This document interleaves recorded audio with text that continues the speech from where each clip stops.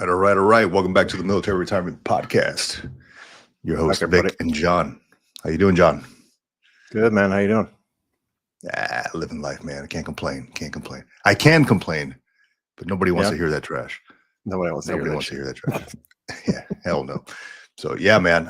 No, life is all right, man. So there's, and I put out an Instagram post yesterday about this, and I usually don't put like straight up like Instagram posts up. Like I don't even frequent that thing as much, except for just kind of dicing up the YouTube shorts and throwing them on there. But I felt compelled to put something up, right? And I put it on the YouTube as well. It was because when I logged on to like Instagram, I saw a whole lot of uniformed service members putting out their opinions about the happenings that have been going on the last week. You know, there's like political unrest and shootings and things like that. And I felt compelled to put something out there like, hey, you know, coming from a military justice standpoint, you know, I've done this for so many years, done military justice and, you know, been the investigator, taught investigations, taught about military, law stuff, you know, and I thought, you know, these folks need to know that, yes, you can express your opinions. You can express your opinion about anything, you know, that doesn't mean that there's no consequences, you know. So there's a thing called the Manual for Courts Martial.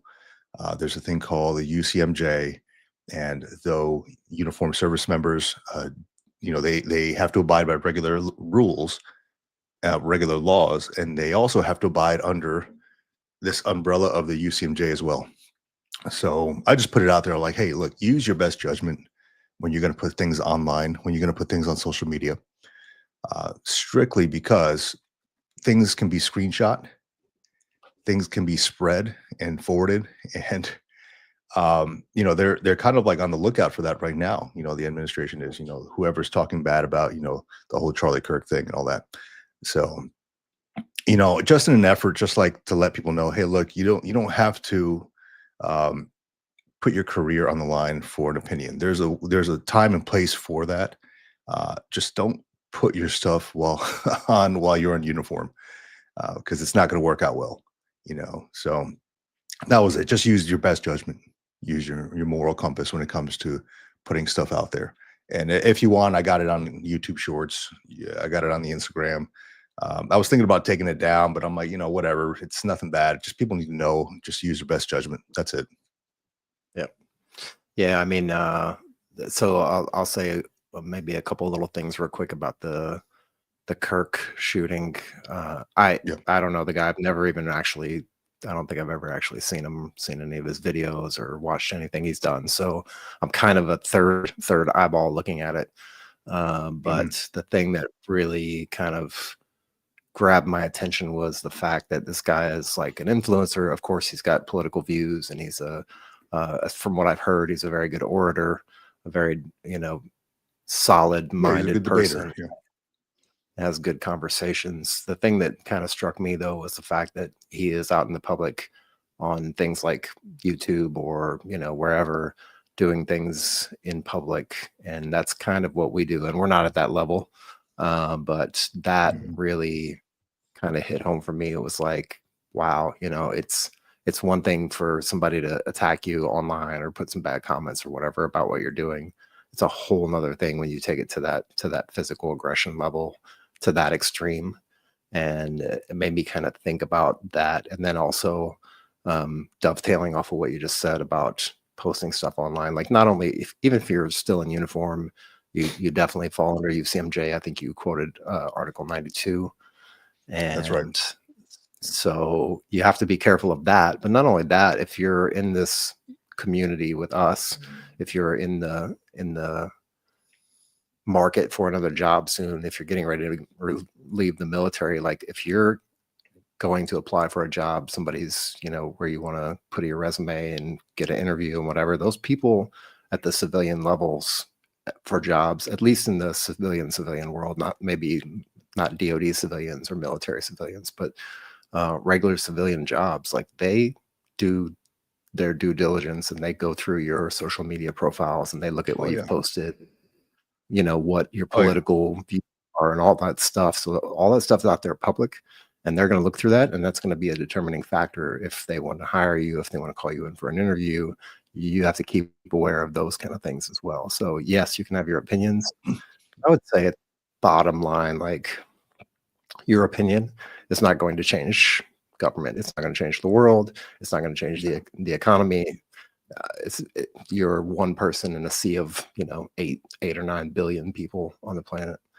Yeah. So yes, if you have something strong to say, definitely back it up with some facts. Definitely have some intelligent discourse about it. I fully encourage it. We do the same one here. Maybe not so much political, but just be aware of what you're talking about and be smart about what you're talking about and have something to back up what you're saying. Don't just splurt out things because it's a knee-jerk reaction to something. I would be careful with that personally. Yeah. And don't do it in uniform. Don't do it in uniform. Yeah. Unless So you're making a comedy skit, then you can do that. So, like Article 92 is failure to obey a lawful order or regulation. So I'm going off of Article 92 because, Pete Hegseth put it out there that he's on the lookout for folks who are speaking ill. I don't know the exact words that he put out there, right? It's on some kind of article that, if you're speaking about, negatively about the death of Charlie Kirk or something to that effect, then, he's going to find you essentially. That we're hunting them down, right? Is what he put on there. So yeah, I don't know. I assume that if it's coming from the Secretary of War, Pete Hegseth, and the Pentagon put it out, that it's likely to be a lawful order or regulation at this point. A lawful order can be anything from a verbal order to a written order, right? So yeah, just be on the lookout for that. Just understand how that works. And when I was in just a few years ago, they had a sign at page 11 that stated, social media, and there's disclaimers that need to go there. A lot of these don't have them. A lot of these folks that are putting it up there. I mean, one of them that I saw was a recruiting station, a captain from a recruiting station, who I cannot confirm this, but what I understand is he was relieved of his position, and now there's an investigation. So, I mean, when you're relieved of your position as an officer, that's pretty much a career killer right there. You're not going to be looked at for the next rank. You're going to be passed over, so just tread lightly on this stuff because it's real and people screenshot things. And I mean, there's a couple of military folks that I have on Instagram that I follow, and these guys are quick to, you know, put photos of people up there who are saying things, negative things, and they're quick about it. So I'm like, hey, maybe if it's going to affect your career, maybe think twice about that stuff. Yeah, not only that, like pick your battles, right? You got to choose to fight the battle or win the war, and I would rather just win the war. The war being the war of ethics, the war of trying to achieve something in life. Like you have to do that at home with your kids, with your spouse. You know what I'm saying? You Mhm. can't just go crazy every time something happens because that's the quick fire way to end a relationship, whether it's relationship with your spouse or your kids or your friends, your family. You got to figure out what sword you want to die on. And I definitely would be using that kind of as my litmus test, to figure out what exactly I'm going to actually stand for and why, and what are the reasons. And that's what I would say about it. You really just got to figure out what sword you want to die on. Yeah. So with that, yeah, just use your best judgment. Understand that social media is, and the internet is forever, and social media can be spread. Screenshots are a thing, right? So just understand that. With that, on to something lighter here, and I want to give a shout out real quick to Navy Cop. Good morning, good morning. You're always here with us, man. Awesome to have you again. It's great to have you in the conversation. And a quick comment from Nick Ortiz. He talking about the captain there that had posted stuff up. Must have forgot, including the captain. He shared it on his story, so only friends saw. Yeah, and that's part of it. Friends see, but not everybody's your friend on your friends list, right? So people are going to Yep. screenshot the hell out of that stuff. You just got to be careful, man. I completely understand what you're saying. He said, plus it's important to understand that companies scrub stuff like that during the hire process, so just keep it clean. Yeah, yeah, I understand that. When when I was in a hiring manager position, you better believe I was looking at people's LinkedIn and seeing and looking at their posts and their history. Yep. I mean, whatever's available online, right? Because I don't want to work with some freaking weirdo, right? So I want to make sure that everything that's on this person's resume matches up and all that stuff. So I'm going to do my due diligence as a hiring person to look into that stuff myself. So thank you very much from Jeffrey. Says thanks for the session, gents. Jeffrey, thank you for joining us, man. Thanks, Jeff. Appreciate it. Okay, so on to this. So over on the Green Logbook, I teamed up with this, and I put a video out on it already. I teamed up with Jarhead Leather. Okay, the company's name is Jarhead Leather. It's a small business run by an active duty gunnery sergeant over in Virginia, and he was gracious enough to send me over for a giveaway a leather journal cover. Okay, so this is about the size of a Field Notes cover or Field Notes notebook. So it's all leather. It's like brown leather, and it has a little pen loop and all that stuff. Very cool stuff. Very soft brown leather. It's got his logo there. I don't know if it'll focus. And he sent over a leather wallet as well. It's very soft leather. It's kind of like a minimalist wallet, right? Very, very small, Yep. very minimalist, very cool. I after I received it, I slipped it into my pocket. You can't even see it in there, man. It's so minimalist. But we're doing a giveaway here, and actually, I should have done this and prepared. I'm ill prepared here. Are we spinning the wheel today? What are we doing? No. This is we're spinning the wheel next Sunday. Okay. So the idea is to do a giveaway since the Green Logbook hit 6,000 subscribers this past week. Yeah, congratulations on that, man. I appreciate it, man. It's just a matter of just putting stuff out there, more, as repetitive as possible, just trying it out, trying different things out, right? So let me put the actual form on here so people can join in. And where is it? Here we go. Other journal giveaway. Bam. Form. I can make you a QR code if you want. Let's stick it on the screen. Let's do it, man. Here, let me put this up in the comments real quick. Yep. So anybody who wants to join in on the giveaway, I mean, it's just a little questionnaire. Just have to read the info and disclaimer. I will post the link here in the comments. Giveaway. Bamsis. Let's see if it hits. All right. Giveaway. Yeah, so fill that out. And we're going to have two winners. One of them is going to be for the leather cover. The other one's going to be for the leather wallet. And Jarhead Leather is the name. Look him up on Instagram, Jarhead Leather. His name is Sal Torres. I'm going to include one of his little cards here. Jarhead Leather JL, very cool logo. Sal Torres. He does a lot of the those farmers markets type of deals where you go and give away or you go and sell your goods. But very cool, man. If you go on Instagram, you'll see that he does a lot of this stuff by hand. He'll actually sit there on this saddle and sew it by hand. And recently he just got like a sewing machine just to save his hands, I guess, and make things a little bit easier for him. But yeah, very cool, man. I also bought some for myself and some for gifts and stuff like that. So very good work, man. Very good workmanship, craftsmanship. A lot of that art is lost, is getting lost. So I'm totally glad that I found this guy. But even cooler that he's an active duty gunnery sergeant doing his thing, man. So shout out to Jarhead Leather and Sal Torres for doing the thing and sending me some of these for a giveaway. Mm-hmm. You want to shoot me that link real quick in the private chat, and I can throw it. Yeah. I tried to scan it and I didn't do anything. So I just want to make sure it's the right QR code up. I got you there. I'll go to media. Yeah. So for the last giveaway, I had probably about 24 people that joined in for the that stone that I had back there, the commemorative concrete stone. Mhm.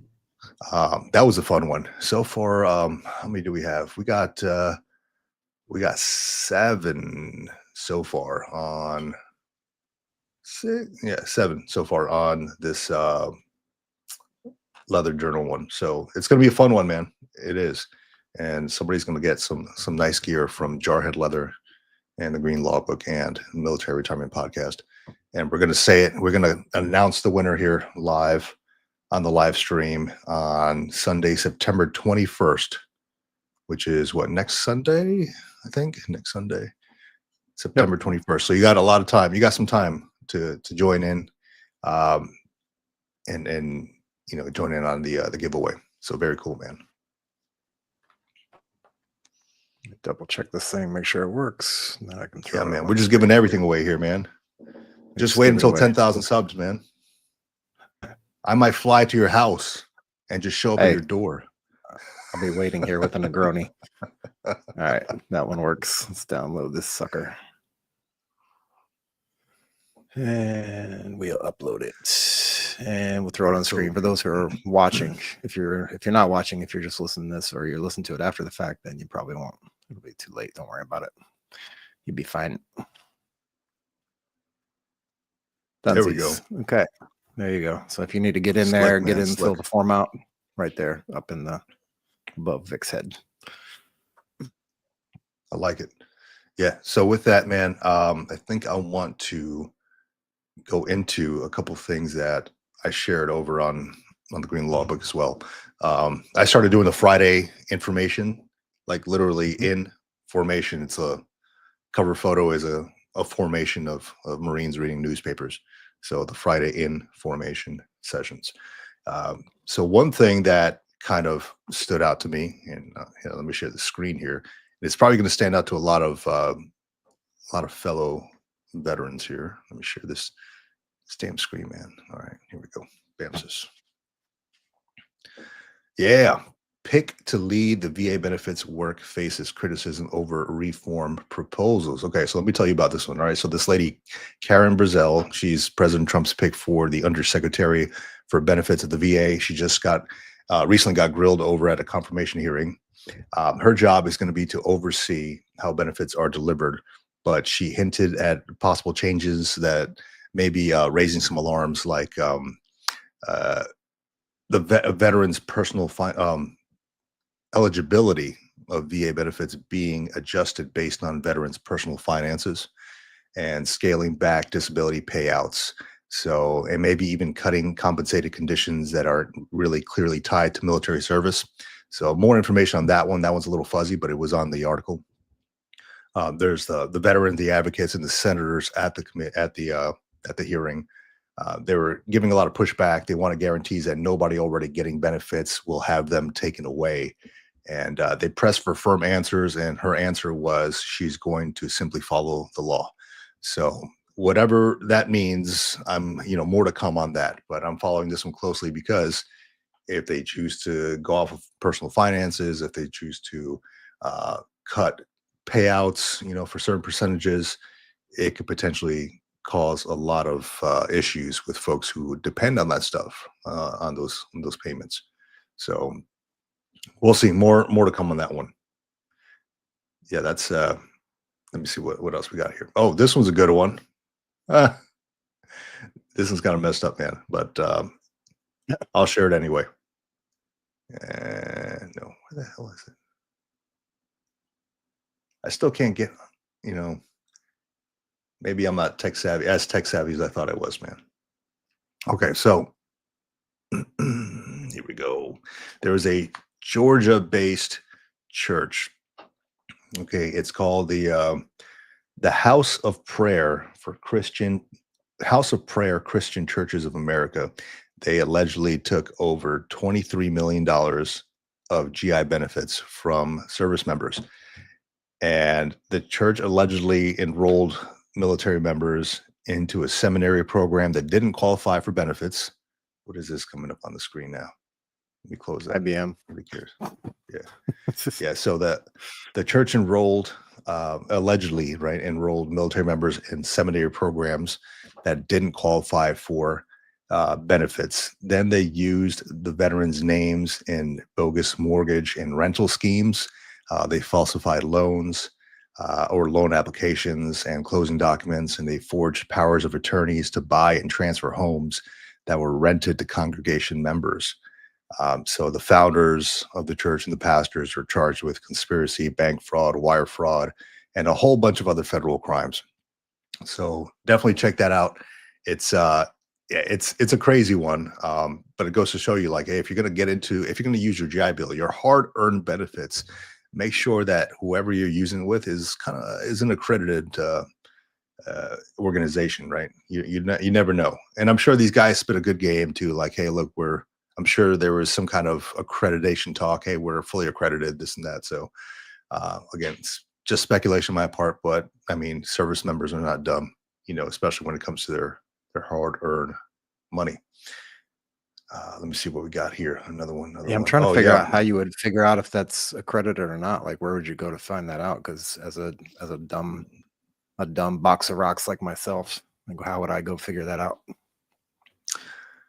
I don't know. I mean, is there a link on not Facebook, on the VA website? I don't know. I mean, that would fall under accredited, the yellow ribbon program, maybe. I'm not sure. Accredited benefits. No, what category would that fall under? That'd be like because it sounded education, like education, right? Yeah, because seminary, right?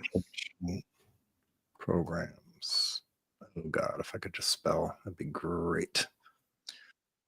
The old Navy cop here says he got caught up in one of those schemes many years ago in Seattle. The education was good, but didn't walk out with anything accredited.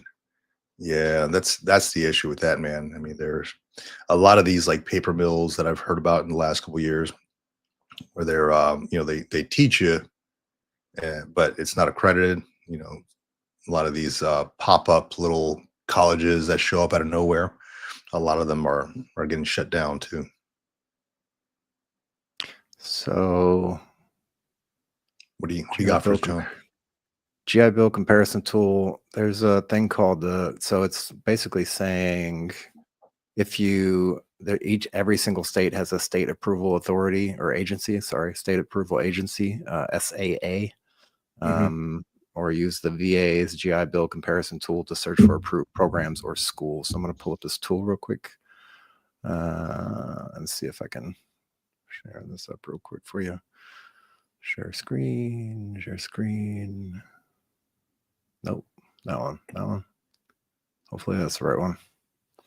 Don't want anybody to see my Barney videos going on in the background here. All right. Choosing GI Bill approved schools. Okay, so you can enter keywords and search for accredited things that are accredited that you can use your GI Bill benefits for. There's a comparison tool, compare different programs. Okay, so that, and then there's also a SAA tool. Each state has a state accredited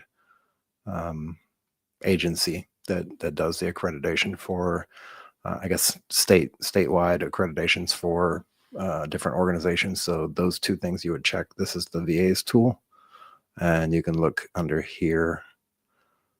So you just go on va.gov/GI Bill comparison tool, or just search GI Bill comparison tool, and it'll pop up, and then you can look for that. Yeah, that's something to definitely be aware of, man. Nobody wants to get swindled out of, thousands and thousands thousands of dollars. That would suck. That's right. Yeah. And the SkillBridge has something similar, right? Where you can do a search on SkillBridge programs, see who's accredited. And there's a, there's a way to get accredited, but it takes quite a while for a non-accredited organization to go through the whole DoD program, several months. So yeah, just be on the lookout for that. Be aware of that. And I think the next thing I'm going to share here, this one's good for folks who are maybe like the older generation of folks who maybe are still receiving paper checks like the treasury checks and all that stuff. Let me see here. Let's share screen. Bureau. BAMSIS. Here we go. All right. Paper checks. Paper checks are going away starting September 30th, 2025. The government will stop Thank God. issuing paper checks for most federal benefit payments, including Social Security and VA benefits. So if you're still getting the benefit checks in the mail, you need to act ASAP. Right, you got to sign up for a direct deposit, and if you don't have a bank account, there's ways to get around that, like get a Direct Express prepaid card. And the checks, they're stopping because it takes a lot longer to get a paper check. It's far more likely to get stolen or delayed. So electronic payments are a lot faster, a lot safer, and they save the government and the taxpayers a ton of money on, I guess, paper, right? So Yep. if you miss the deadline, you may risk getting delayed or missed payments. So don't let it happen. Get your direct deposit ASAP or sign up for your debit card ASAP. September 30th, that's the date. September 30th. Yeah, that's about time. I mean, I don't know. Maybe people still use checks. I don't know. I don't personally use checks for anything. And I don't even used to get IRS checks too. I don't get those anymore either. They just go straight into my account. Yeah, me neither, man. I remember those days. That wasn't too long ago, actually. No, it wasn't too long ago. Yeah. So yeah, things are changing. Things are getting up to speed here. So just keep up to date. And I'm doing the Friday thing. It's like five things that veterans need to know every Friday. And I'll be putting that up. Oh shit, I'll even put it up on the military retirement podcast as well. Just kind of share it to both of them. There's some good response from it. I mean, I'm just kind of quick firing away at all the information. So try to keep it under like 5 minutes. 5 things you need to know in about 5 minutes to start off your weekend, things like that. So Nice, good stuff, all good stuff. But yeah, man, things are going well on my side. The channel's growing, and I'm trying to figure out how and why it is. And I'm trying to figure out the algorithms and the keywords and stuff like that. And I've done a lot of deep diving into this, more than I ever have in the past. Right. So it's definitely, I'm learning a lot. Yeah, I've been also looking into this channel and seeing what we can do with it. And I think just the main thing is like consistency. We're out here helping veterans. We're answering questions one-on-one, basically. If you ever watch a video of ours, or even on like Spotify or iTunes or Apple or whatever it's called, Apple Podcasts, Apple Music, if you leave a comment on any of those, like, we respond directly, myself or Vic, one of the two of us, and we usually tag it with our name so you know who it's coming from. So you got kind of a little bit of a context of who's actually speaking back to you. But we answer all the questions. We don't have anybody to answer those questions for us. We do have Navy Cop here in the chat. He's moderating for us on YouTube. So he's making sure we don't have any spammers jump in there, which every once in a while we throw our own spammers in there accidentally from whatever platform it happens to come from. Like last week with was it LinkedIn? It was like 40 messages or something like that. Yeah. But yeah, we answer all the questions directly. So we're talking one-on-one with vets. Just had a conversation with a guy this morning, and we're looking to bring him on the show at some point to talk about his kind of retirement. He's getting ready to retire. He's getting out in 2027. So he literally just dropped his retirement paperwork. He's got his SkillBridge set up, and he's looking to figure out like what's the next 18 months look like. He's already 6 months into figuring things out, and he wants to get like sit down and put together a kind of a playbook based off of like some of the stuff that we put out there, our book itself, any TAP information. So we want to kind of put that together and answer his questions and hear his thoughts about it, since he's in the middle of the process as well. We love doing that. We did that with Justin Murphy for, a bunch of months back and forth, kind of like watching that process of retirement in real time, which to be honest, like sometimes it's not so exciting. Like sometimes we just sit down and we're just like, okay, well, we need to figure this out. And I'm looking at this, and oh yeah, by the way, my lawnmower broke, so now I have to go fix that. That kind of stuff, like regular life. We're not trying to exacerbate it and make it look crazy and put a bunch Yeah. of Mr. Beast kind of pull out video effects in there or anything. It's just regular guys and girls talking, having conversations, trying to figure out retirement, trying to figure out transition out of the military. So yeah, it's all we do. Just keep doing it. Yeah. So I'll tell you what, John, I joined in on a coffee connection conversation yesterday. It was run by one of our past guests, Pedro, and he runs this awesome group called Veteran Coffee Connection. And we're looking at doing something like making it a live thing where people can jump on and actually talk to us, on the live stream, right? And have like a bunch of folks, because right now it's about 12 to 15 folks in a room, and we talk about different topics. He moderates it and all that stuff. We talk about different topics when it comes to getting out of the military, looking for work, mental health, expectations versus reality. And that was actually the topic yesterday. Transition expectation management, expectations versus reality. And when you're in, what do you expect your life will be like when you're a civilian? And I'll tell you, for one, mine was I thought that everybody would want to hire me, based on things that I knew, based on my qualifications and experience in the military. And the truth is, when you get out, you are not only competing with folks in uniform, you are competing with the world, everybody else who wants that same job that you want. You're competing with all of them.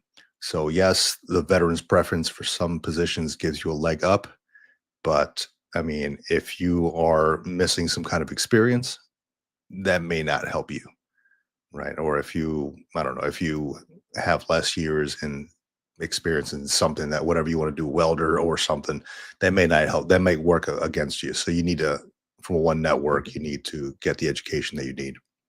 So, um, and a big thing that I put out there was, um, when you leave the service, it's almost like being a PFC.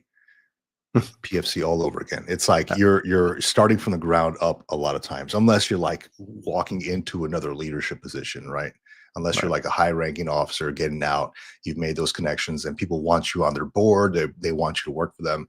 A lot of times, a lot of these folks getting out maybe at 4 years or something, you are starting from the bottom up again, right? So at that point, and it's nothing negative, when you're a PFC again, is what I say.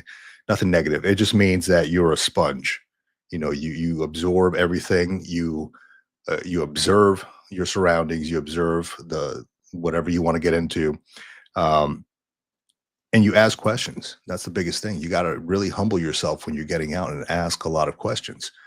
And I used my experience as as an example. Like when I stepped out of the military, I went into a position that I got via my network, but I really knew nothing about. But I told the folks there, I can learn this, and just give me a few months, and I will be. I'm on top of the game here.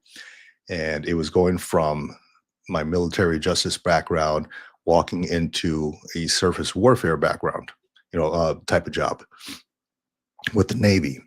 And yeah, I didn't know anything about it, but I asked questions to the point where I was annoying. And I told my boss, I'm like, look, it's going to seem like I'm annoying and I'm sorry, but I'm just trying to learn this. Give me every publication you got. I need to learn about all these different fleets. I need to learn about Tomahawk missiles. I need to know about the Red Sea. I need to know about all this stuff, right? Um, because I had never done that before. So within a few months, I essentially got like the basics of what a surface warfare officer does, was able to do my job. Right. But I asked a lot of questions. I got into like that PFC mode again. Right. And I had not been a PFC since like 2003 or 4 or something like that. But I got into that PFC mode where I'm like, I like what is it? I'm like Indominus Rex in Jurassic Park. I'm seeing everything for the first time, right? I'm busting through the gates. I'm seeing everything for the first time, and I'm figuring things out, where things are, what smells good, what doesn't, what can I eat, So just gotta humble yourself. But these connections with these fellow veterans, men, are essential, dude, because a lot of these people are still in uniform, Yep. right? Some of them are like, hey, I'm gonna retire like in a year, 2 years, things like that. Um, I didn't, I wish I had the foresight of joining groups like that so I can get information, but I just didn't. I was in my own world. I didn't think about it. I thought I could figure things out myself. Yeah, I think a lot of people do, and I mean, I've had again, I know you have as well. I have countless conversations with not only military members who are still in, maybe they got 10 years in, maybe they've got like 2 years left to go, maybe they're just getting ready to retire like next week, or they've retired, they've been out for a couple of years. Talk to veterans of all shapes and sizes, and not only that, talking to the spouses as well, like having conversations with spouses that are, their husband or wife is getting ready to get out and they've got like 2 years left, and just a simple conversation about what I'm doing with the podcast with you, and what we're trying to achieve. And then the conversation kind of switches over to, well, we've got a long way to go, we've got 2 years left, and we've got plenty of time to do things, and we're trying to get things figured out, and we want to do this and move here and buy a house here. And then we start digging into the conversation, and a little bit more of that anxiety starts to come to the surface, and they're like, yeah, we want to get going on it, but it's also like we haven't really sat down and talked about it because of the fact that it brings up so much anxiety, so much angst, and so much fear of what's going to happen when you take the uniform off, right? Yeah, How's the dynamics going to change? Like if that person who's in uniform is the breadwinner of the family, for instance, and they get out of the military and then maybe they don't get into a job, then it becomes the spouse who becomes the breadwinner of the family potentially, and the roles kind of reverse and change, and how that dynamic plays out, and what that kind of looks like. So a lot of conversations I've had with people, especially yeah, over the last couple of weeks, is just really a lot of that. So yeah, more of this, more of that, more of coffee talk, more kind of groups getting together. I completely 100% encourage it. I've been trying to get in on that call, but for one, I don't have the info for it, and two, I got to figure out what the time is so I can maybe schedule my time to see if I can squeeze that in. yeah. It's usually about 7. It's on his LinkedIn. It's usually about 7:30 in the morning every other Saturday, something like that. But Okay. with that, I do want to. I had a talk with him because I didn't want to step on his toes because I know that that's his thing, and I didn't Mhm. want to like randomly pop up with another, hey, Veterans Connection 2, 2.3. uh, yeah. So I told him, I was like, hey, look, man, I like what you're doing here with this Veterans Connection. It does help out. There's some topics that I have not thought about, and I've had exposure to speaking to other veterans too. I'm like, hey, and they welcome the experience that I've had too. So I'm like, okay, well, if I'm helping somebody else out, it makes me feel good, and it makes me feel like I'm contributing to the group. But yeah, a lot of folks are just trying to find their way in that group, and I'm like, how can we establish something like this on, say, military retirement podcasts on our Sunday live streams, right? To Yep. have maybe a group of folks. It doesn't have to be 12 folks. It could be, 3, 4, 5 folks and then we just go around the room. Hey, man, tell us your story and what's going on with you. Like what's hard about what you're going through. Because that's I wish I had that. Because 6 months after getting out, I'm like, fuck, I'm a mess, dude. I'm like, my phone's not ringing anymore. And does anybody give a shit? Did anything I ever do matter? And it was just this whole thing that I was going through. And one thing that I did spit out on that that meeting was the victim mentality, right? Like Mm. if you adopt that victim mentality and you keep that victim mentality, it's going to eat you alive, man. Yep. So if it doesn't work, we are adapt and overcome animals. In the military, if something doesn't work out, we figure it out. When you're given a mission and you're told, hey, I need this stuff done by Friday, you're going to get creative. You're going to try to figure out how to get this stuff done any which way. So the thing, we cannot adopt the victim mentality, because it's going to beat you down. And I think a lot of times what I see when I talk to folks is they have that victim mentality. Oh, I can't get a job.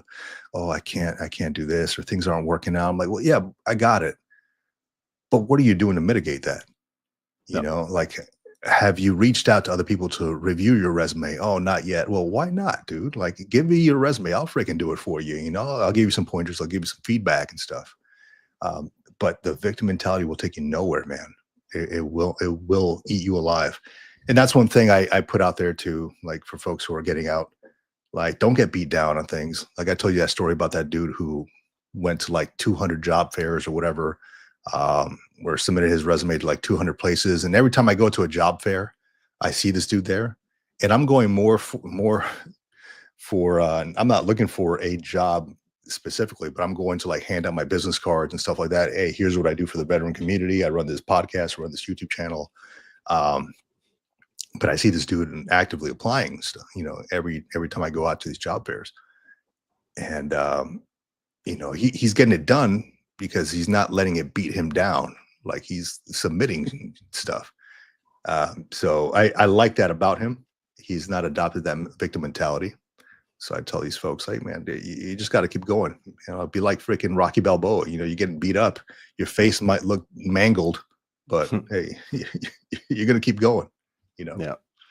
Yeah, that all revolves around that expectation management, and especially when it comes to the time frame of how long you have to get out, the time frame of after you get out, how long it's going to be before you get your first interview, before you get your first job locked in, like that expectation management that you said before that, all kind of leads into that as well, as far as the victim mentality.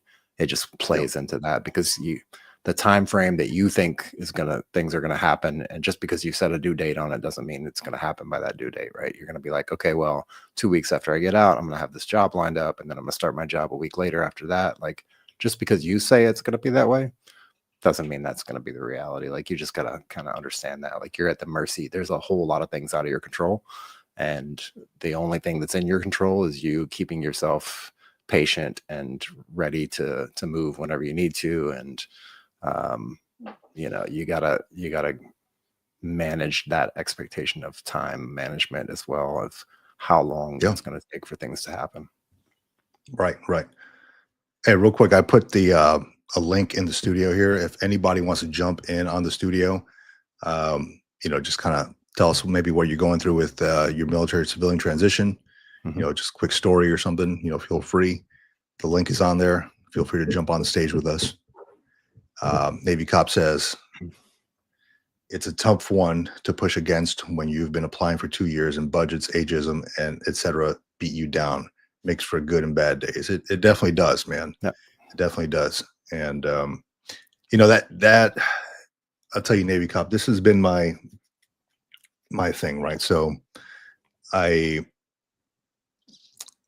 was just talking to my wife about this the other day. I'm like, look, I know I wanted to leave the military and be young enough to do something else.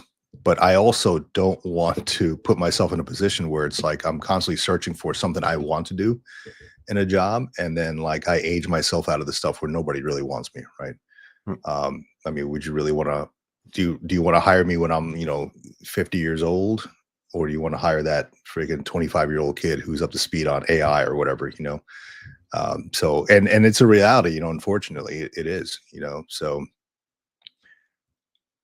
it's a thing of constant learning. I'm constantly reading about things that interest me. That includes AI, that includes tech, that includes analytics, things like that. These things interest me, as well as psychology and human behavior and all that. So especially when it comes to veterans and leave the military, things like that interest me. So I'm like, you got to keep it fresh, man. You got to keep it fresh in the head, because if not, then you're going to lose out here. But one thing that I shared on that, another thing that I shared on that talk was There's a whole lot of talk of leadership, right? Hey, you got to get out, you got to be a leader. People want to lead, people want to follow, people are just all over the place in the civilian world. I got that, right? But I pose a question, and then people are kind of scratching heads. I'm like, what if you don't want to be a leader anymore? Right. What if you leave the military and you've done so many years of this? What if you no longer want to lead? What if you want to be like Gen Pop, general population? What if, instead of being the I don't know, pick an organization, be I don't know, a manager at, whatever organization. What if you just want to go work at Home Depot and work in customer service, or just kind of walk around and do inventory and stock? What if you just want to do that? Does that mean that everything you worked for goes down the drain? Or does that mean that you're just shifting and refocusing on something that you really want to do?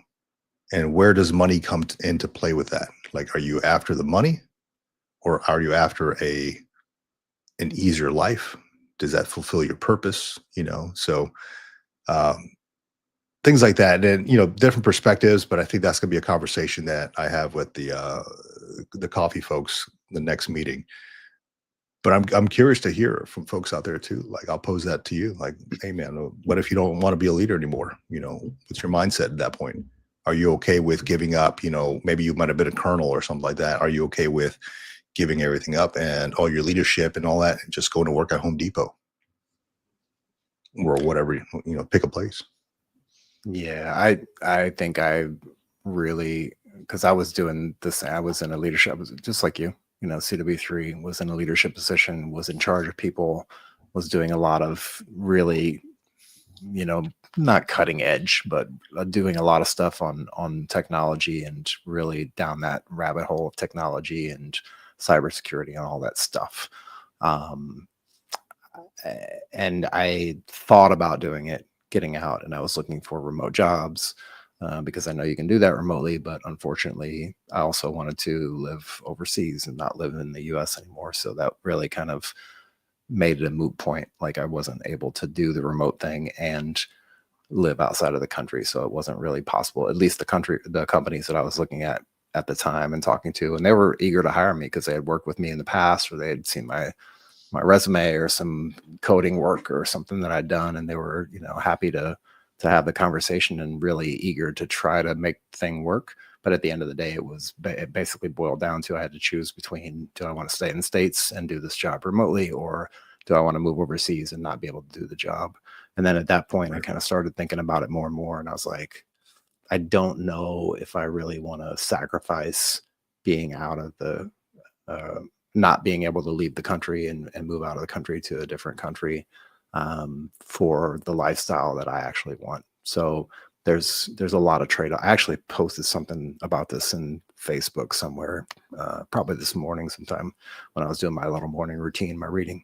And it basically boiled down to, like, you have to make choices, and those choices that you make are always going to have like side effects, consequence. There's a consequence to every choice, right? So Oh yeah. like you were saying, you got to pick what you want, and whether it's you're going for the money, which I feel like a lot of people actually are, and I don't blame them, especially if you're staying in the States. Like, stuff is getting really expensive. Like, it's really, really getting expensive, ridiculously expensive, and I don't think it's going to go down at any point, at least not in the near future. And that's just me talking. That's my personal opinion on it.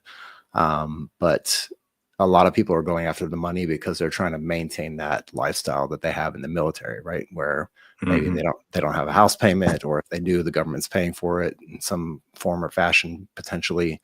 They've got a lot of stuff covered. They may live on base. If they live off base, they've got uh, probably a new car. They've got their kids enrolled in all these schools. They've got all this healthcare coverage and all this stuff that you don't necessarily have when you get out of the military. It's a lot of stuff that we talk about in our book. A lot of the chapters in there are based on that kind of, like, once you get out, you're not going to have access to this. Once you get out, you're not going to have health insurance, and you got to get your own private health insurance potentially. So I feel like the money thing is a big driving factor. And then the kind of, what do I actually want to do, is a secondary kind of thing. Because I think if people actually sat down and literally just made like a checklist, or like to take a piece of paper and draw a line down the middle and put like, here's what I really want to do, and here's the jobs that I'm qualified to do. And if you scratch all the ones that match up down the list, you're probably going to have one or two things on the want to do pile that you'll never even consider, just because of the fact that you'll never make the money that you want to make to maintain the lifestyle that you have. Right? Does that make sense? Right. It does. It does. And there was two schools of thought when we were talking about, somebody had brought up, they left the military and they wanted to make as much money as possible. Right. Because at that point, their mission is their family and they want to take care of their family. And, that's respectable. I understand that. Right. Because that was my mindset when I left the military too, was, how much can I make? And I ended up making like freaking 2 times more than I was making as a Chief Warrant Officer 3, while I was on terminal leave. It was amazing. Like, I was still getting paid from the military. I was getting this other salary and, and still getting BAH and all that stuff. So it was like for 2 months, maybe for 1.5 months, maybe. It was awesome. It was like double dipping or whatever they call it. But for me, when I first got out, dude, it was like all about like, how much can I make? How much can I make? And to the point where it's like, I'm locking myself into these positions that I really, they're okay, but do I really see myself here long term? And after a year, I was like, I got to move on because I'm getting burned out. Yep. Because the more you get paid, normally the harder you got to work and the more you got to know, right? So I was getting burned out, and it was like in one of those secret rooms, and then they got no windows or anything like that. So, it was a sea of cubicles is what it was. I mean, the pay was amazing, but it was like, dude, I mean, how often? I mean, how long can I stay here? And you're seeing people walk around and they're like fucking Frankenstein and shit. Like, yeah. And I'm like, damn, like, I don't want that to be me. I had to go outside just to get some fresh air and some sunlight, right? There's no windows in there. It was a little depressing. The people were awesome. The people were great, man. It was just the environment, and I just couldn't do it anymore. So I was thinking to myself, I actually had to sit down and do something like what you mentioned, right? Like actually write a list. I'm like, what's important to me? I'm retired. I got my VA disability. I got my little businesses on the side, stuff like that. And I have, I made good choices when it came to finances. I think I put a video up on the Green Logbook, how we lived off my wife's pay for like a few years. And before I retired, and all my pay went into savings, investing in TSP, Yep. for a few years, which set us up nice. Right. And I had no issues staying in San Diego. At that point, I'm like, okay, we're going to be all right. If I had not made those choices, I wouldn't have stayed here. I would have gone somewhere else. We would have been very, very tight in our finances, and we still are, because I'm a frugal ass. I don't like spending money Penny on. pitcher. Yeah, dude. I mean, that's how I was raised, right? I mean, my family didn't have a lot of money growing up. Yep. I was raised like that, Mine either. Yep. Yeah. So, Scrooge McDuck for the wrong reasons. Right. So, I mean, hey, look, you got to conserve. You got to eat everything on your plate, because there's going to be nothing else. Things like that. We didn't have snacks or anything like that. So, I adopted that mindset, and even though we're okay, I'm like, no, I'm constantly thinking about that stuff, and I want to have conversations about finances and things like that with the family, right? Because I feel like and I've heard this from many folks, and just looking online, reading books, like, if you're scared to talk about money, that's a poor mentality. It's going to keep you down. You have to talk about that stuff. And I had a talk with my wife. I'm like, look, I like that I'm making a lot when I got out. However, it's like, I'm exhausted when I come home. It's just like it was in the military. Like, I'm like, my brain is fried after a day, and, kids want to go outside, play ball and stuff like that. I'm like, I don't even want to go, man. Just give me some time. I got to take a nap. I got to rest and things like that. So I made a decision to leave that job and go elsewhere, and I took a little bit of a pay cut, and, but for good reason. And I told my boss, my new boss, upon getting that new job, I'm like, look, my my main thing, like I'll do the work that you want me to do. However, my biggest thing is I want to be able to drop off my kid at school. That's it. One of my kids walks to school, and he doesn't go to school until later because he's in high school. But my little one, I'm like, I want to be able to drop him off at school. That's it. My wife, she'll get home, she'll pick him up, but that means I'm coming in a little bit later. I'll stay a little bit later, but that means I'm coming in a little bit later. And she's like, okay, I'm fine with that. Family first. So yeah, there was a lot of trade-offs with it. And then slowly but surely I'm finding out, things are getting more expensive, but if you make some good decisions, um, it's if you make good decisions, you're going to set yourself up nicely. And I don't really want to worry about making more money. I want to be able to go work at Home Depot if I want to. And I probably will, just to have something to do, to be honest. You know, I was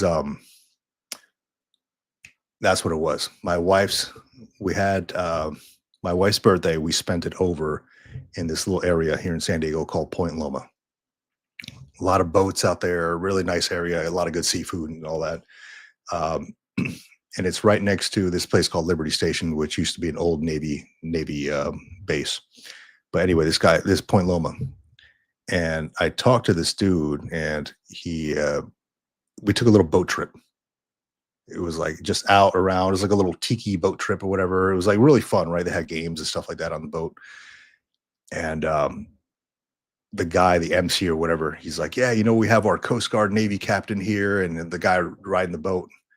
And I approached him. I was like, "Hey, he keeps saying you're a Coast Guard Navy captain. Like, what were you in the Coast Guard?" He's like, "Yeah, I wasn't a captain. I was a senior chief or master chief or something." And he's like, "Dude, I retired. I get my disability stuff. I get my retirement pay." And I think he did like, I don't know, 24 years in the Coast Guard or something. And he's like, "Now I have this part-time gig riding boats, driving boats, around San Diego Bay." And I'm like, "That is awesome, dude. Like, how do I get that?" He's like, "Well, you got to have like, I don't know, fucking 10,000 hours of boat time." I was like, "Yeah, I Yeah. don't have that." So yeah, I don't have that stuff, right? I've ridden boats before. I've driven boats before, but I don't have those qualifications or those certifications. So, but he's like, "Dude, he went to go work for the big stuff, for the big folks, right? For Lockheed Martin or something or whatever the hell he was doing." He made some great money, and at the end, he's like, he realized it wasn't about the money because it was burning him out. It was about the quality of time now that he has with his family, and then doing something a little bit easier, but it still keeps him involved and active. So now he's driving tiki boats around San Diego Bay, doing an awesome job, because he's wearing freaking Hawaiian shirts every day to work. So I'm like, I would love to do that shit, and he's having a great time, man. He is. And I'm like, I need to find something like that. It's not about the money anymore for me. Yeah, unfortunately, like depending on the situation, you definitely have to make your own choices. And if you're chasing money, the worst thing you can do is chase money in order to get more stuff, in order to accumulate more around you. Like, what I'm saying? Like if you're chasing the money and you want to put money away and like put a nest egg together and put some 401k in something, like that's a great idea. If you want to do it for a couple of years, that's also a great idea. But if you're chasing the money just so you can buy a new car next year and, put an addition on the house that you don't need because your kids are going to be leaving the house anyway in, 2 years, and you're going to be empty nester, but you're adding an addition to the house, like whatever the situation happens to be, like don't chase the money so you can accumulate more crap.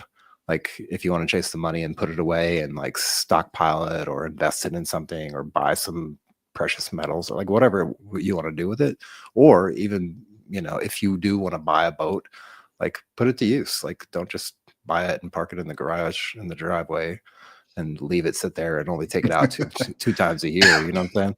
A lot of Yeah. I do that myself still with stupid shit. Like I look around the house sometimes and I'm like, why do I have this? I bought it for a reason. Why do I have it? And I'm not using it. And I find like the more that I that I spend my time working and going to school and stuff like that, but I don't have I don't have the ability to take the time to go play on the toy that I bought for myself to play on to Yeah. keep myself mentally like grounded. You know what I'm saying? Yeah. Yeah. I completely get it, man. But there's one thing I will tell folks too, that they can invest their money in. Okay. I'm not a financial advisor or anything like that, but I will Me tell neither. you a big thing that you should invest in is the bottom line up front book. Okay. So John and I wrote a book called It's a Bottom huge Line Up Front: investment. What You Need to Know Before You Leave the Military. 10 short chapters on everything we wish we would have known when we were leaving the military. And we just compiled it in this book. All right. If you have Kindle Unlimited, you can see it's $0. Free Just 99. download the thing. Free Yep. 99, dude. We just want to get the information out there. If you don't have Kindle Unlimited, it is what, $2.99, something like that. The main thing is we want folks to know what we didn't know, what we didn't think about when we were leaving the military. So I'd say invest in yourself a little bit. You know, we took the time out. I think we went through like 30 edits. Like it, it's just Yeah, it was like a lot. It was a month. It was grueling. yeah. And partly because I'm an asshole and I like nitpick at everything. And I'm like, hey, look, this is spelled wrong. And this is spelled, we need to change this. So just, this is coming from years of like reviewing investigations and things like that. I'm like, okay, I don't like the way this is worded. This could be worded a little bit better. Anyhow, bottom line up front, what you need to know before you leave the military. It's a Kindle edition, so it's an ebook. We don't have the actual paper cover yet, or paper book yet. We're working on it. Soon. Yeah, soon to come out, but very good stuff indeed. So definitely check it out. Let me see. I should probably put a link to it somewhere. Where the hell is it? I got so many things open, man. Here, I got you, man. I'm gonna throw. Oh yeah, you got. I got it here. Yeah, I got the short link here. I'll just leave the QR code for the giveaway up there. If you haven't already, if you just joined us, or if you just joining us recently, if you look up in the top, in that side of the screen, the top corner, if you're watching this, there's a QR code up there. Vic's got a wallet, a handcrafted wallet, and a handcrafted like notebook holder. It holds this size notebook. We're giving that away, or Vic's giving that away. It's a giveaway, and this was provided by Jarhead Leather out of Virginia. It's got his logo on there. I don't know if you can see it, Jarhead Leather, JL, but very cool piece of gear. It holds a field note size notebook and has a pen loop and all that good stuff. Very cool. And then another prize that we're going to be giving away is a minimalist leather wallet, again from Jarhead Leather. Very minimal. It's very cool, like a very thin wallet, right? Just like hold a couple bucks in there, some ID cards or something like that. But nicely made, man. It's like the stitching is nice. And Sal, who runs Jarhead Leather, makes a lot of these by hand, and he just recently got a sewing machine to save his hands because he's like sitting on the saddle, like stitching this stuff, right? You can see him on Instagram. His shop is on Instagram, Jarhead Leather. Very cool stuff. And I got a couple of them for myself as a gift, for gifts. I was using one of these here. So this is like my little journal cover right now, but I wanted something more minimalist, man, because I have all this stuff here and I have like my notes and quotes book and all that. But I'm like, I want something more minimalist. So I picked up my own Jarhead Leather cover. So for a field note size, if that's what you carry. And of course, it goes in line with the green logbook. You'll get a little green logbook on there with Jarhead Leather's logo. Very cool stuff. Yeah. I love connecting with small businesses like that, man. It's just give him a shout out. And I don't even think he knows that I'm giving him a shout out. And just I hope he sees an uptick in like gifts and stuff like that, like purchases and all that. Very cool. So he says, Navy Cop just chatted with Jarhead Leather and added him to my list of vet-owned businesses on the site. Very cool, man. Very cool. Thank you for that, Navy Cop. Yeah, definitely. Speaking of sites, and it's awesome because he's active duty, right? And he's doing his thing. He's setting himself up, and he's working hard on this stuff. Yeah, no veteran left behind. Talk to me about this. If you're curious, this is Navy Cop's site. This I'm is very part of curious. his I believe it's going to be a nonprofit. The one that we brought up last week, Navy Cop Yep. built the site, and he was just referring to that. The resources, I think it's under this tab here.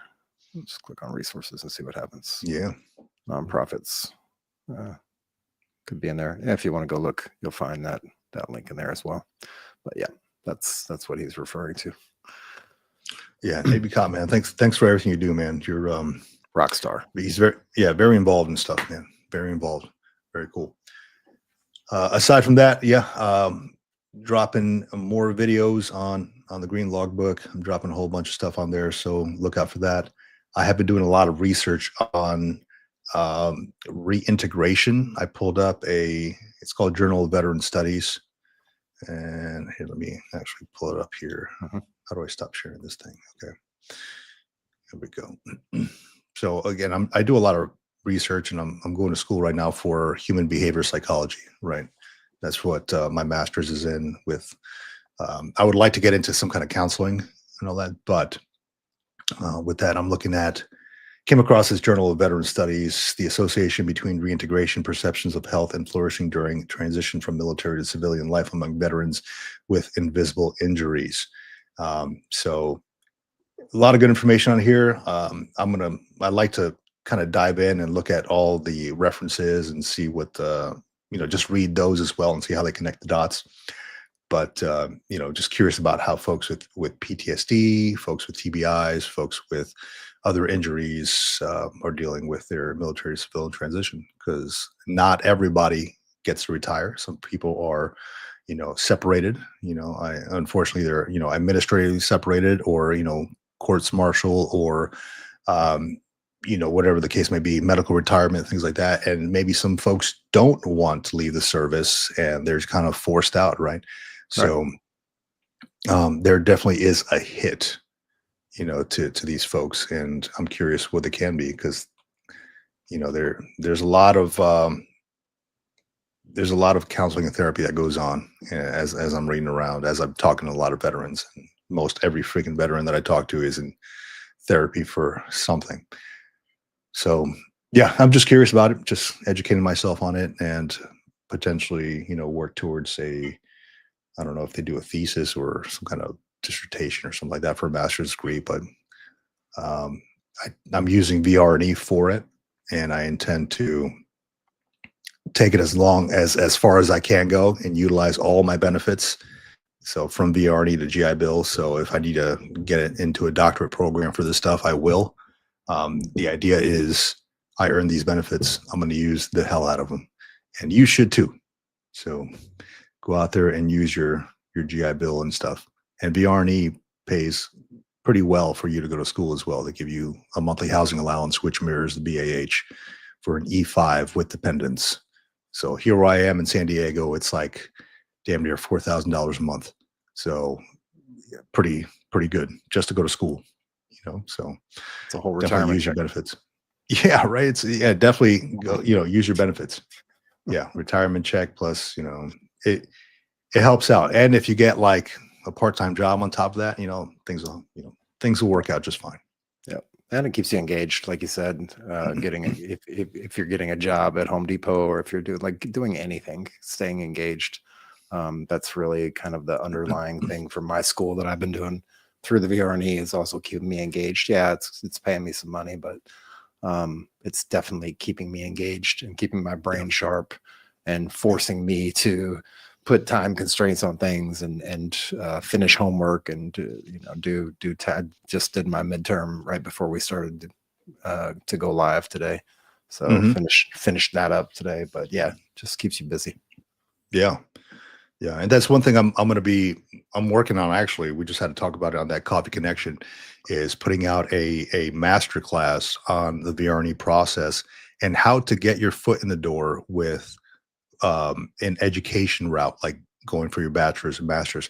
There's certain things you have to do and certain ways you have to word things in order to get your foot in the door with this stuff.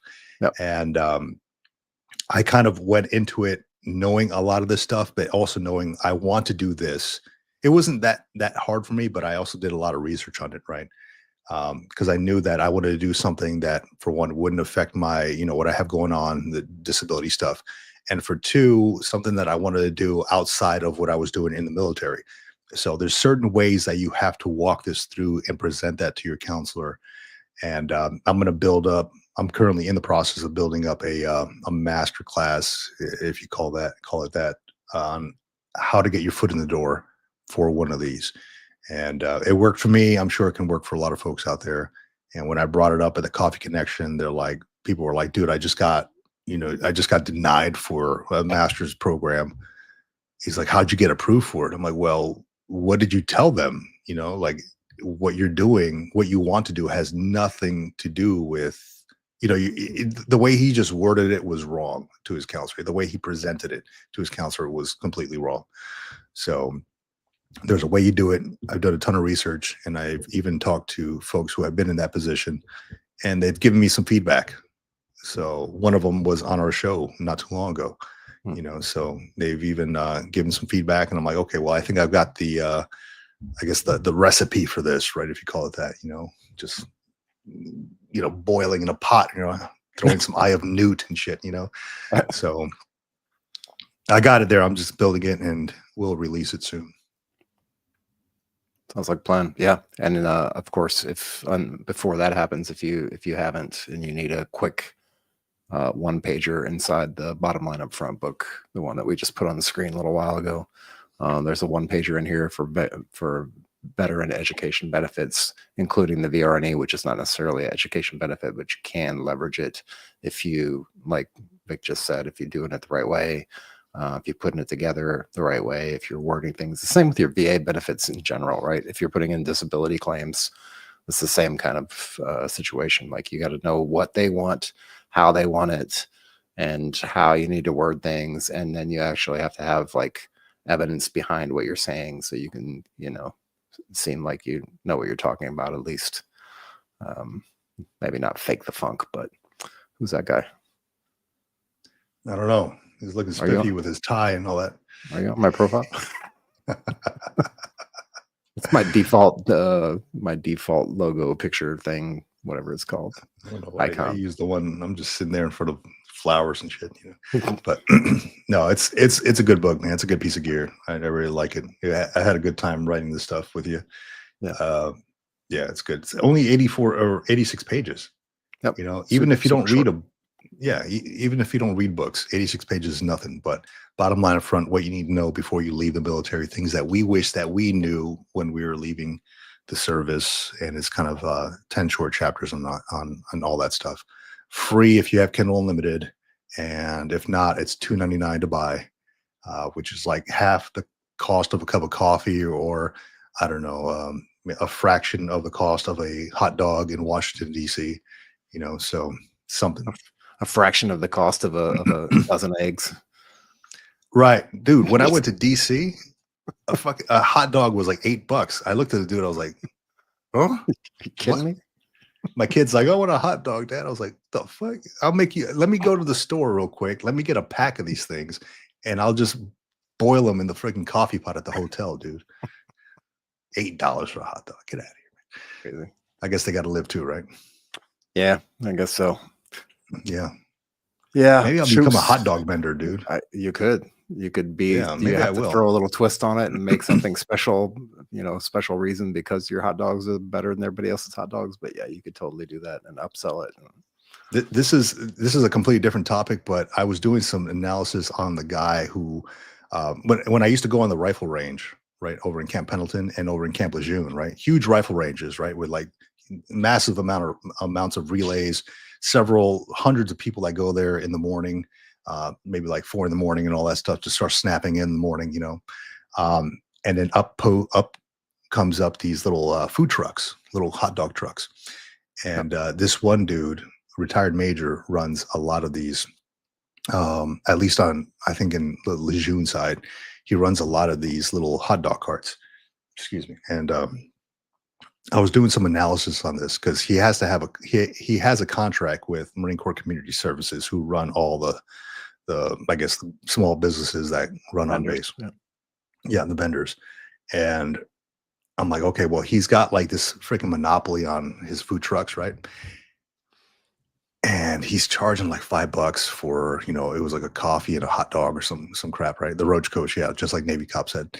And I was looking at it, I was like, okay, this dude's making, he's got to be making like 200,000 a year just off of these hot dogs, right? Because he's got several at different relays or like different areas, right? And there's over 150, 200 people shooting on all these relays, and they go weekly. And like clockwork, man, they just show up. They just show up. They just show up at like 6 in the morning, after the first relay comes off, and they're just all lining up. And if you're paying $5 to $10 per person, and then they come back for lunchtime, for the later relays. Yeah. And I'm like, this dude is making a killing out here selling damn hot dogs, dude. Hot dogs. So that's just me. And I was sitting there as I was waiting for my relay, and I'm just kind of like counting how many people I'm writing in. I'm doing calculations and stuff. It's that's what goes on in the mind of Vic. Anyhow, yeah, hot dogs is not a bad business then. Not a bad business. Yeah, I don't think I can get away with it here, but yeah. Yeah, hot dogs in Italy? No, I don't think so. No, maybe like what do they sell out there? Cannolis? Like what? They sell everything here. You can get pretty much everything you can want. It's street food is a real thing here, for real. Yeah. You know what I loved when I went out there in Italy, man? It was in Florence. It was the Florentine steak. Yeah. It was like this huge, like prime rib thing. It's immense, dude. It was immense. And that was like the big talk, right? So we went out there, and there was also it was like a shot in a little chocolate shot glass with like some kind of cherry liqueur or something. Mm-hmm. I can't recall the name of it, but it was good. It was so good, man. And I like the what was it? You're going to like these little eateries, and they've had like hams, the charcuterie places. They have like hams hanging from the ceilings. So I love those spots, man. I went out there with my wife and a couple of friends, Rome and Florence, and then we just had a great old time, man. Great old time.